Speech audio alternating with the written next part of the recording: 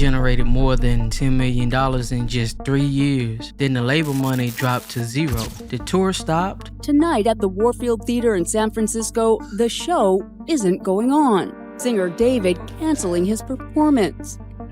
David Anthony Burke, who performs under the name David, but he spells it D4VD. Better hope his Monday show in Portland was a good one, a really good one, because as things stand right now, it might be his last show for a very long time.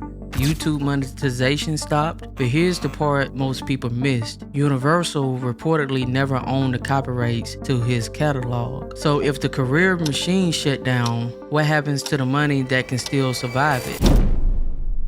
Most of the coverage around David is about the criminal case. And to be clear, David has pleaded not guilty. We believe the actual evidence will show David Burke did not murder Celeste Rivas Hernandez, nor was he the cause of her death. And we would like to be able to have the evidence come into the light of day at the earliest opportunity in order to establish that. We're not here to retry that case. We're following the money prosecutors themselves put into the courtroom. Because once the financial testimony started, we finally got actual numbers. The prosecution trying to establish that David's motive was financial. David's former financial manager testified that between 2023 and 2025, David generated roughly $10 million to $11.5 million in gross earnings. Someone from his management team testifying David grossed between $10 and $11 million between 2023 and 2025. Gross. That's important. It does not mean David had $11 million sitting in the bank.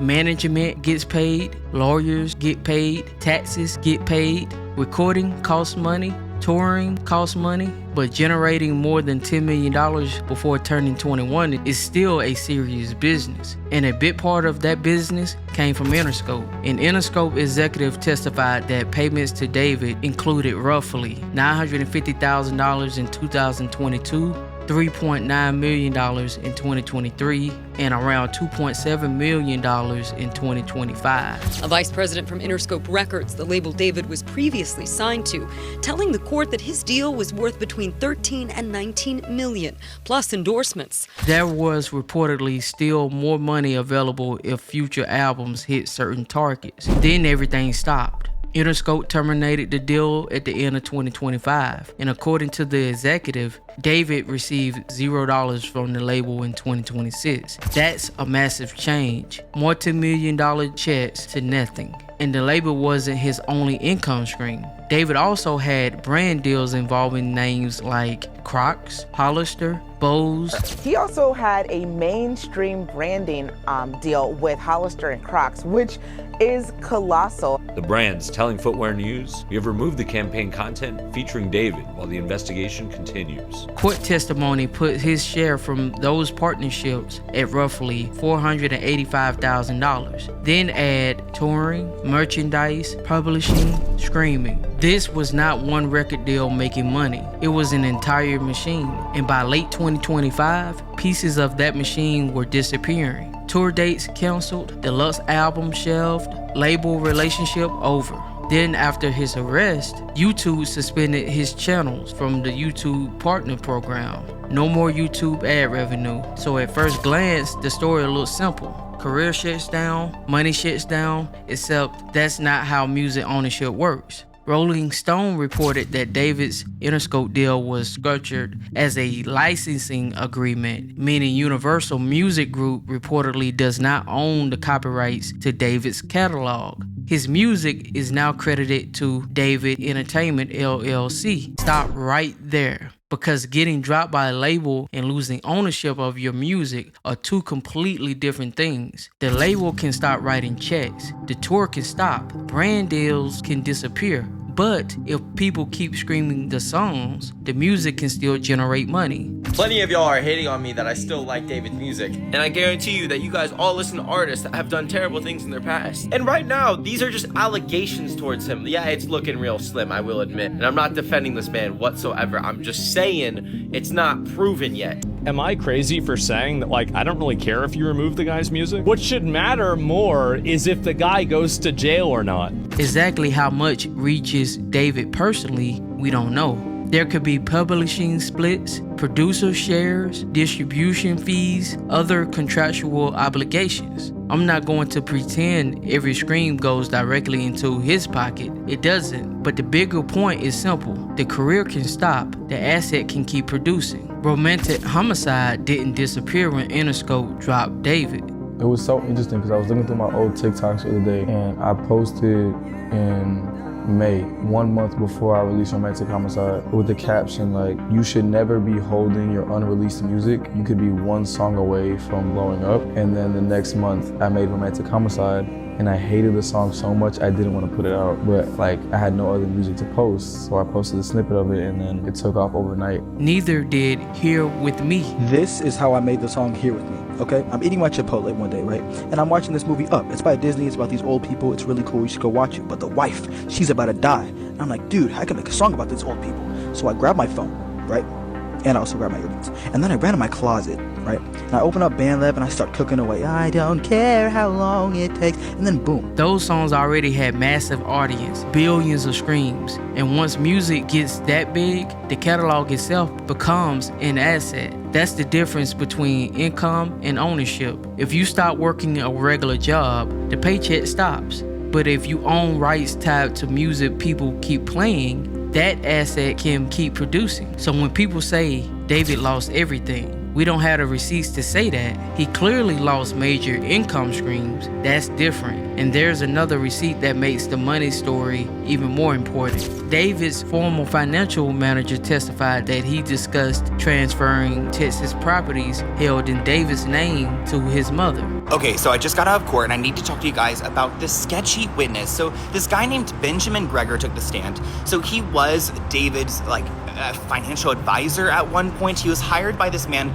Josh Marshall, and he also worked with Robert Morgenroth. So Robert was David's day-to-day manager. Well, it seems like Benjamin came into the picture because he knows finances. And what I thought was so evil is that the prosecutor was asking him questions about how they were trying to formulate bail, because they were trying to get $2 million. And I mean they by Benjamin and David's mother, David's mom, Colleen. So Colleen and it seems like Benjamin have been in cahoots trying to figure out a way to move all of David's assets. They even emptied out his IRA, which is his retirement, which had like $150K. They emptied it all out and they moved it into these different trusts because they had one goal and one goal only. Not only to secure the $2 million in bail, but also to move all of the money from David's ownership to his mom's ownership. Prosecutors asked whether the purpose was to protect the estate from a possible civil lawsuit by Celeste Rivas Hernandez's family. He said he remembered that conversation. Now let's be careful. That does not prove the properties were illegally transferred.